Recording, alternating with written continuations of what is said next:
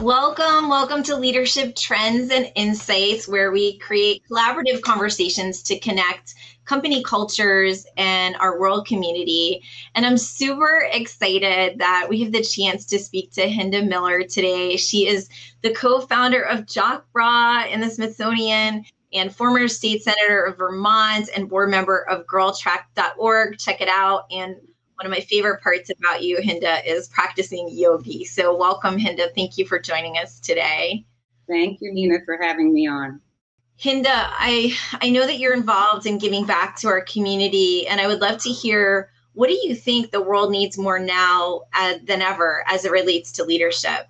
I think and I feel that it's very important that as leaders, we create space for people. And what I mean by that is when we create space, it's actually silence. We don't have to react to something immediately, react. We want to get away from that. So as leaders, I think a pause, a sigh, to create space and connection with whoever you're talking with, your team, just to acknowledge they're there, acknowledge that you've heard them, and take a deep breath. And that will encourage people to understand that we don't have to react immediately. React is karma. And we want to get away from that as leaders. And trust me, we have to practice what we preach. And this week I had 2 crazy incidents and I reacted and I saw the results. So I'm even more adamant that we've got to breathe, create space, allow connection, allow that circle to happen. And then as a leader, speak on a detached level to find out what's going on. Emotion is great and passion when we're, introducing a product, but it has to be controlled in the workspace so that there's an ease and commonality for everyone to speak in their turn, and also to have them know that they can have time to speak. That's so good, Hinda. So the best leaders take a minute, take a deep breath, let people know that they're heard, and not get caught up in the seduction of like, oh, if I could just answer this or, try to solve. Just take a moment, create space, let the silence do its part, then have something emerge from that silence. Exactly. And as a leader, you can create that new rhythm because we are trained. Someone asks you a question or you're responsible for someone, we're trained to act and react. As a leader, if we get breath and space into it, we are allowing a new rhythm of the co-creation of our team.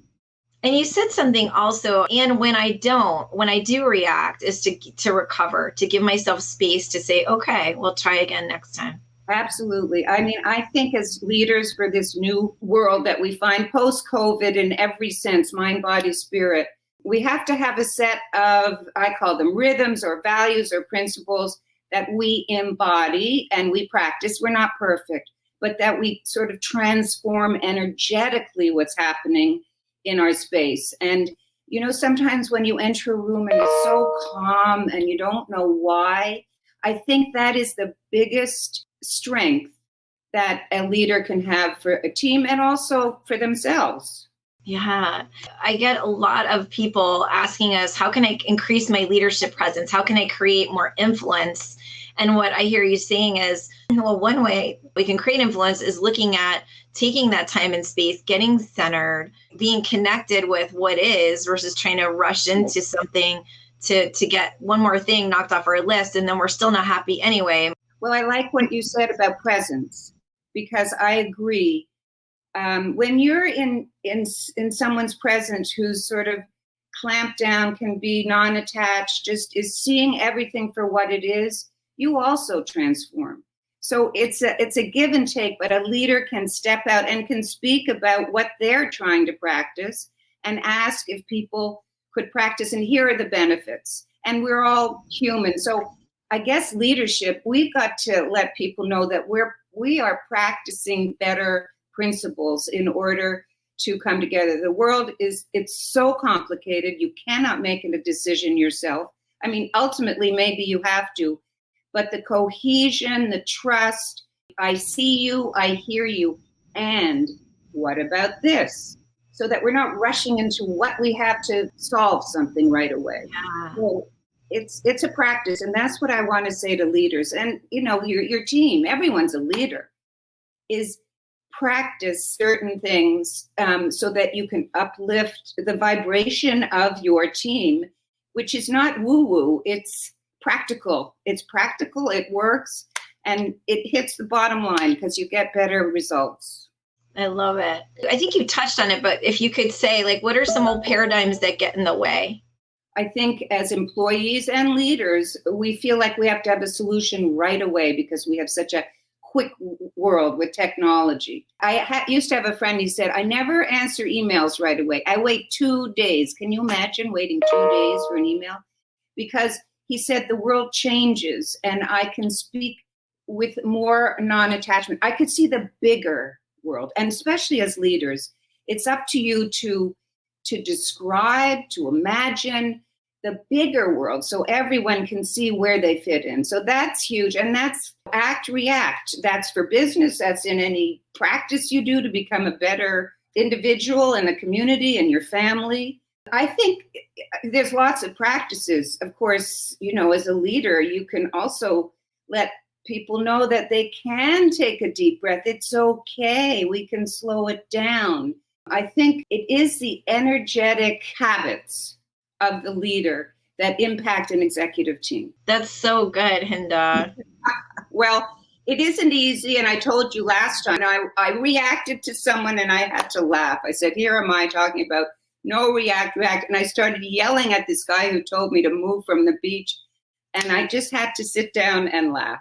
Because consciousness, spirituality is consciousness. Consciousness is mental. It is like everyone says about meditation. It isn't just sitting there on the cushion for 10 minutes. It's allowing the thoughts to come and go and not get attached to everything. The practice is all the same. Love it. What do you have as a prediction for the future when you tap into that bigger picture? What do you see? I'm very hopeful, and I'll tell you why. I see young people, the millennials, my children's age, and I see many of them so capable. And I think the innovation now is a word that's going through every class, every community, everything, that there's an emphasis on innovation. And that's what the young people are trying to solve. And you could see that during COVID. None of us people could figure out, how do we do Zoom? How do we transform our company into a virtual world? And you see young people coming up and they are the heroes. So I do feel very comforted. I feel that we are empowering everyone now. And you see that in communities, innovation and seeing how to do things differently on top of our technology, which is where we live, is really the future. And as a leader, I think the leader is the one that holds a big picture. They can connect dots because they know dots that other people don't know, because they're traveling in different spheres, as their executives are traveling in different spheres. So it is still connecting the dots, and it's having the courage and to be able to inspire and allow mistakes and all the things you read about in these leadership books.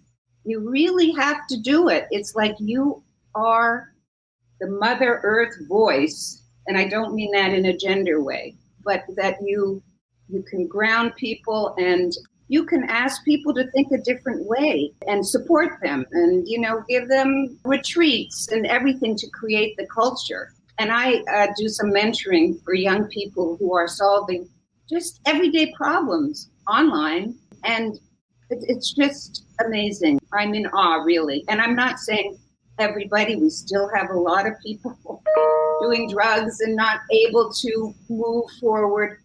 But I have great hope. I really do. Thank you, Hinda, for joining us today. We really appreciate your wisdom and all that you're doing for our world. And if you are a leader in an organization looking for business transformation, or if you're a woman in leadership, schedule your success call. You can call 866-630-6334 today, or visit Metaspire Consulting.